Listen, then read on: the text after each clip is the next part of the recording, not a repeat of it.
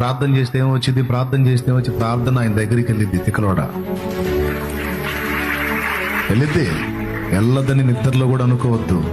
అబ్బా ఖచ్చితంగా వెళ్ళిద్ది. నువ్వు అడుగు, ఎన్ని అడుగుతావు అడుగు, మొత్తం అడగబెట్టుకుంటాడు. సింహాసనం ఎదుటనున్న సువర్ణ బలిపీఠం మీద నుండి మళ్ళీ పైకి వెళ్తుందంట. చదువు, పల్లె ఉంటుంది ఆ మాట. అప్పుడు ఆ ధూపద్రవ్యముల పొగ పరిశుద్ధుల ప్రార్థనలతో కలిసి దూత చేతుల నుండి పైకి లేచి దేవుని సన్నిధిని చేరెను.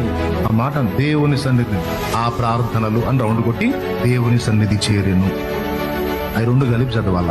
ప్రార్థనలు దేవుని సన్నిధి చేరెను. నువ్వు చేసే ప్రార్థనలు ఎటో గాలికి పోతానే అనుకుంటున్నావేమో.